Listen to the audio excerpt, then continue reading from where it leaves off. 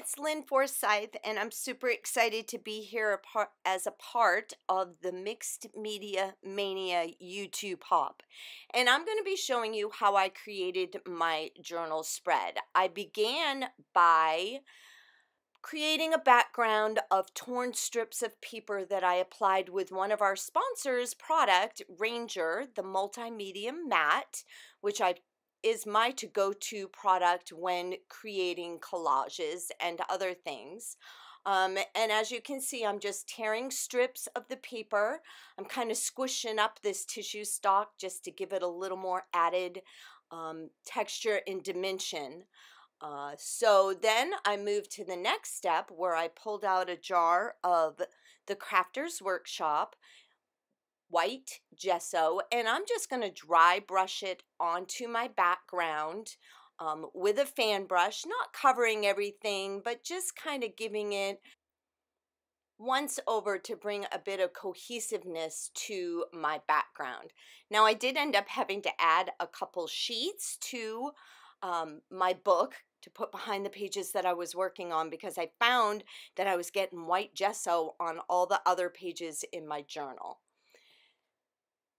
So now I begin the super fun part. I pulled out a couple tubes of the Crafters Workshop heavy body acrylic paint, and I'm putting them on my makeshift palette here because I'm in the middle of moving and I've packed everything away, and so I had to pull out a piece of cardboard. We just kind of make it work.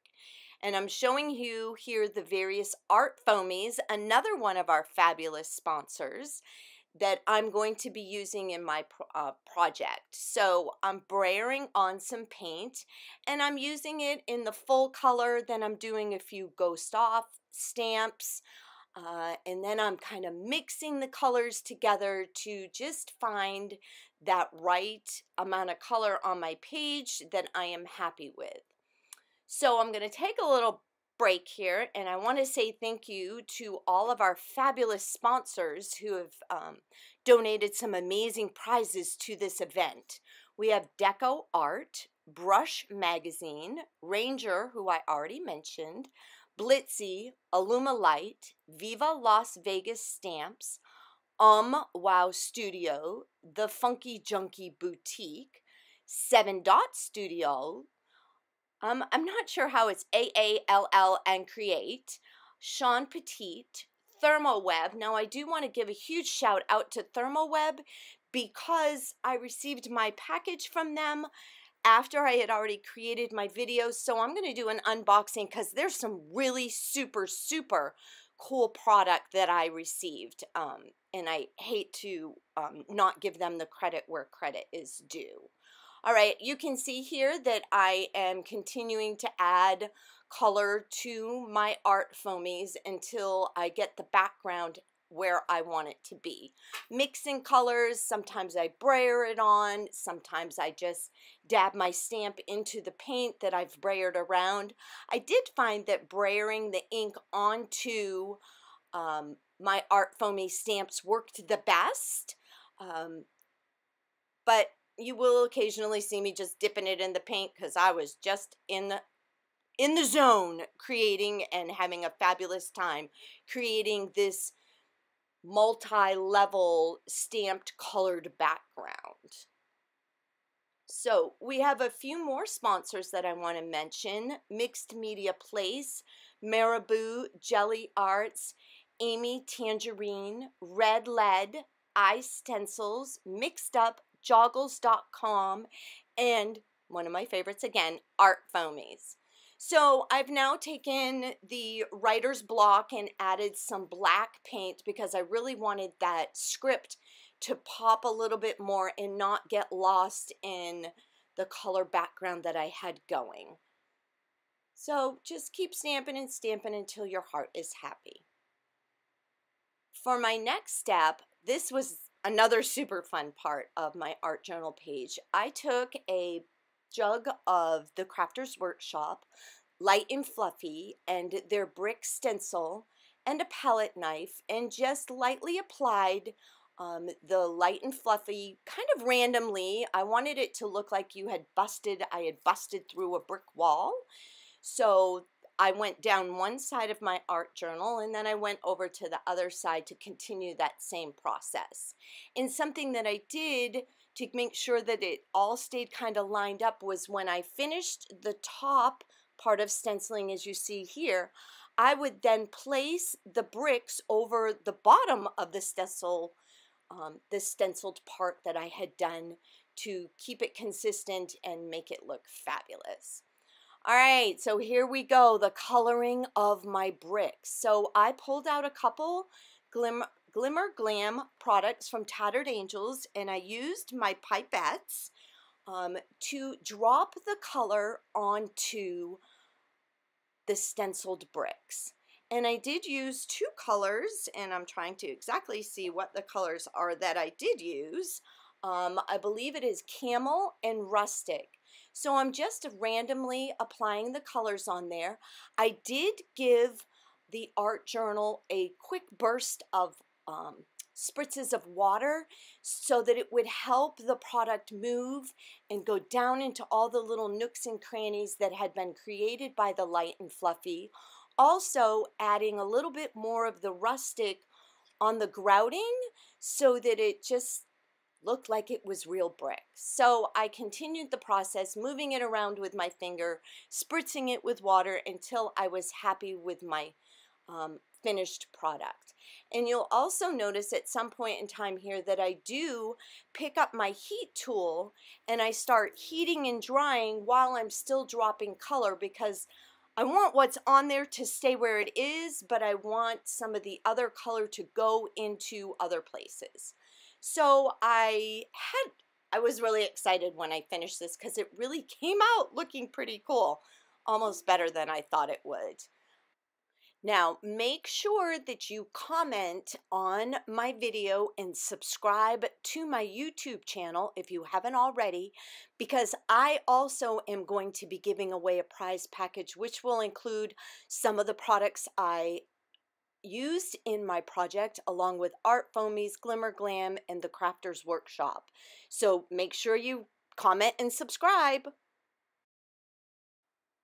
Once all the Tattered Angels Glimmer Glam had dried, I pulled out a jug of Ranger's Distress Collage Medium, because the Glimmer Glam can have a tendency to be glossy, which not that it has a tendency, but it is glossy.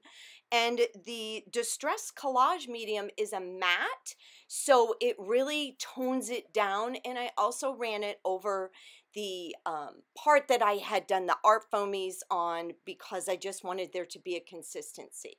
Next, I pulled out a vintage paper bag that I had from when my mother had a shop, and it had all of these great images. So I cut out these beautiful ladies with hats and the little girl, and I applied them to the art journal page using multimedia. Once again, I'm just kind of trying to find that place that I'm happy with the images and applying them all down. Once again, I'm pulling out the white gesso and my fan brush, and I'm dry brushing on some of the white gesso. And there is this fine line in mixed media of when you put too many layers on or when is it not enough. And I'm just trying to find that balance that I feel comfortable with in my art journal spread. So I did pull out a box of the ArtFoamies rustic letters and some of the Spun Sugar, I believe is the name of the Crafters Workshop heavy body paint.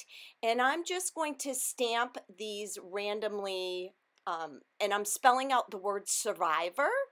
So I am doing them in various places. And part of the reason why I love the ArtFoamies so much is you will notice I am able to stamp over top of the brick areas, and still I get a fabulous stamped image, and you can tell what it is, because sometimes like the red rubber or the acrylics don't have a real good stamping ability over top of texture. So as I said, I am stamping Survivor all over my page. I also pulled out an Impression Obsession stamp designed by Yvonne Blair that says Survivor, and it's a smaller quantity, a smaller size, and I just kind of wanted that word stamped intermittently between the large Survivor.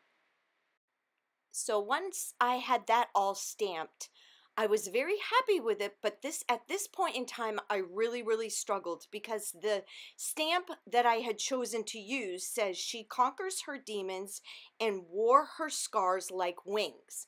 So I wanted some wings, which I die cut from the farm paper, using a Sizzix die that I had, and I had my little girl, which I painted some Distress Collage medium over, but I couldn't find that happy place.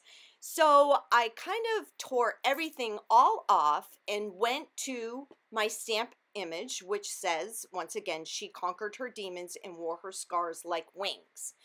And I stamped it onto a paper bag using some jet black archival ink, once again by Ranger, and I cut it out, and I thought that I was just going to end up using the wings and the stamped image, but in the end what I ended up doing was I took the girl and I cut her apart, and I placed her head above my verbiage and her feet below, and then I was absolutely happy with my finished product. So as you can see here in this image, there she is, and she is a survivor.